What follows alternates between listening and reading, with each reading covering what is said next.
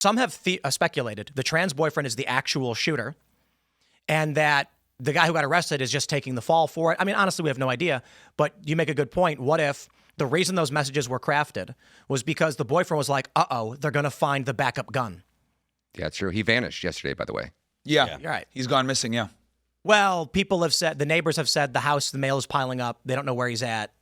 So, well, why wouldn't you? I would be gone. It seems like I would have been in Mexico. Now, again, I want to stress this. I think it's absolutely fair to look at all the evidence laid before us. You made a great point that the FBI has not formally stated it's a 30-6. That I was unaware of. The knowledge of this comes from a leaked message for which Crowder's been subpoenaed for. So right now, but this is ATF. So I would say right. But there's my point is, but yeah, go ahead. A weapon was found does not mean weapon was used, Right. and these distinctions are important. I would lean towards. I think the feds are probably looking at this suspected shooter being like, we know we got him, but we don't get how. Like, how does this all come together and make sense? These other narratives about palm guns, and I'm going to say it, the Israel stuff, I'm like, just stop. I'm with Nick Fuentes on this one. Like, literally within 3 hours, people were like, Israel did it. And I'm like, guys, come on. I will also add, this is really funny. There's this video.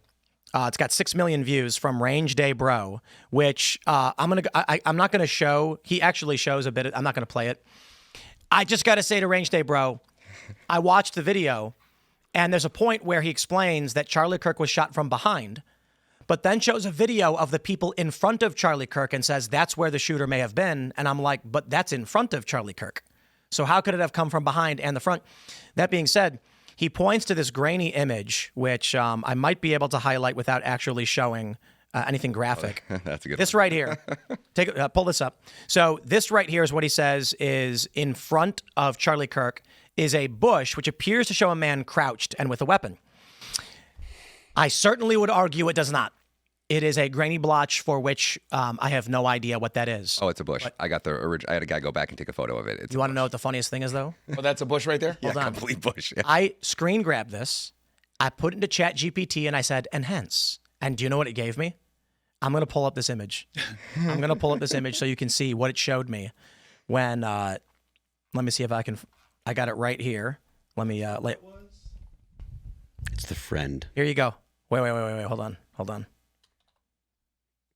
Nope. Here it is. Ukraine. Yeah.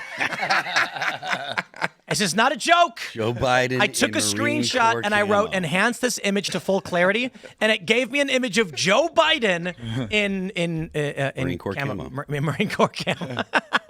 That's funny. Marpat. So anyway, I'll just, there's a lot of people who are getting angry about the conspiracy theories and all that stuff. And my attitude is, I think it is important that we assess this stuff. I think you're actually bringing up really great points about what we do know and what's confirmed by law enforcement and what's not. But like, look at this thing. Yeah, and Not I think that I that's like- the best way. I think the best way to handle this is like as evidence comes in, you keep an open mind, analyze the evidence, see how credible it is, link it with whatever other evidence you have.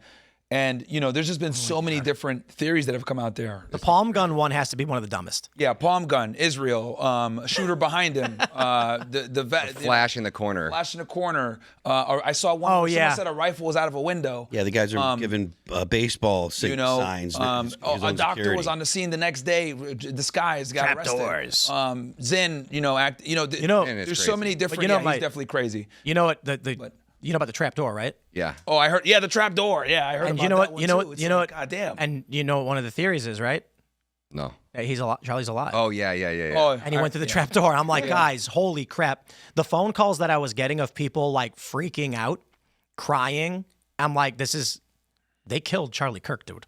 And it's weird to me that these conspiracy theories are, is it for views? I don't know, but it's effectively absolving violent far leftists Yeah. that have been threatening Charlie Kirk's life for a long time and who are the primary suspects in this. A lot of the conspiracy theorists, I really still believe that there are so many people that feel like they got taken by the government when it comes to the COVID narrative or other things that have come to light in the past that the government's admitted to lying about.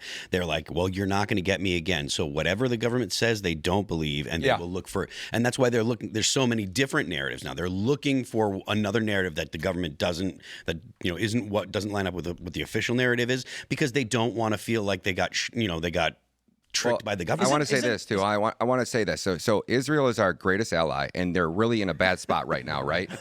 Okay, so they're really in a bad spot publicly and with both left and right. Now, there's probably 50 to 75% of people are convinced that Israel was involved in this in some way, shape, or form. If you're the FBI, 75%, and you can, if you're the FBI, you're Turning Point USA. Turning Point USA had 3 cameras filming at 30 to 60 frames per second. They're Sony FX3s or FX30s with G Master lenses on them. There's 3 of cameras within 7 feet of Charlie. You can see 2, at least 1 in the right edge of that corner right there. There's 1 right to his left, and there's 1 directly behind him. We also have Turning Point employees tampering with an active crime scene, which I vouch for them. I said, as a videographer, I don't trust this FBI. If I thought that I had video footage of Charlie's assassin on one of my memory cards, and I'm thinking that the FBI is going to get the only video footage of this evidence, I would have taken that memory card too. And then Ian Carroll goes, yeah, but you're the type of dude who would have uploaded it online immediately after. And I go, that's the first thing I would have did is uploaded that. So you're right. I wouldn't have taken those cards and hid that footage. Candace says she's seen the footage, but she's only seen the camera from behind him. And she saw it on FaceTime. Yes, and there's 2 cameras directly in front of him. So all I'm saying is, if it is their obligation, because it would totally dismiss every conspiracy theory, give us the video of him getting on the roof. Give us 2 more minutes of the video that you've already released. And if you can't do that, then you're hiding something, period. And that's my position. Well, of course they're hiding something. What Phil's saying. They're always hiding something. People don't trust the government anymore. And Cash anymore? Came in. They don't. They did before, but a little bit more than now. People don't trust the government. COVID. Government approval ratings and trust has dropped off precipitously. And obviously, Cash is like, look, I'm going to come in. I'm going to be more transparent, etc. This case obviously is huge. People are interested in knowing what's going on. I do think they should be a bit more transparent with this case, because here's the thing: when you aren't transparent, and since people have been duped by the U.S. government for so long, that's where all these theories come. Exactly. So they need to get ahead of this, and because me and Ryan were talking about this too, because he was saying, look, if a bad narrative comes out, are the feds going to come in and correct it?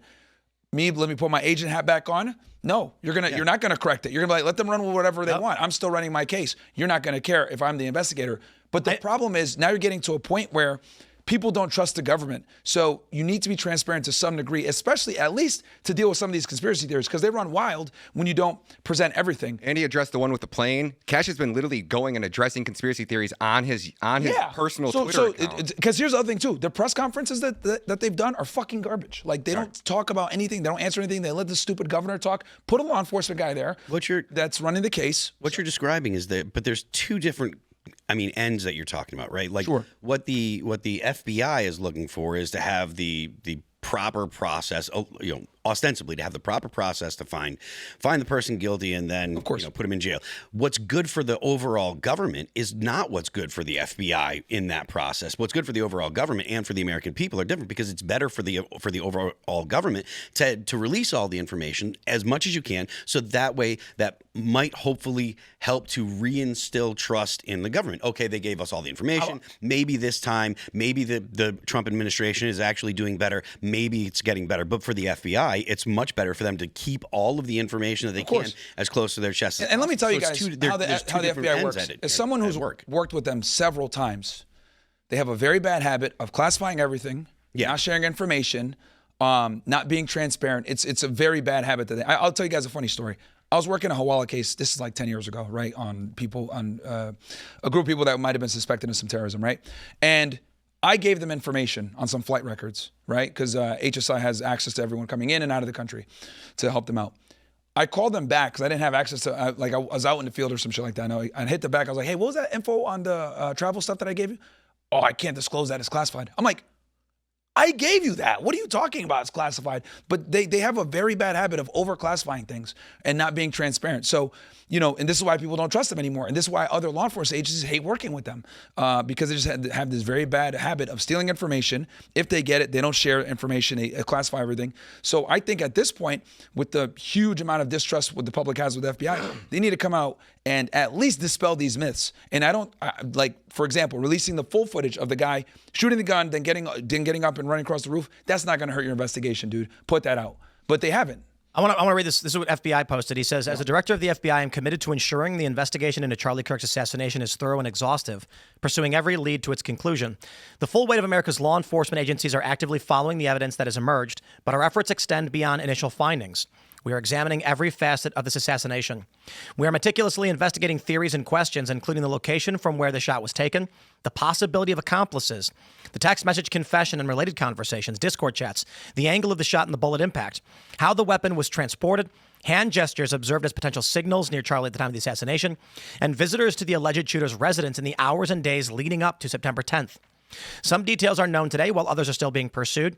To ensure every possibility is considered, our primary focus is to complete this investigation and deliver justice. To protect the integrity of the investigation and subsequent prosecution, we cannot release every piece of information we have to the public right now.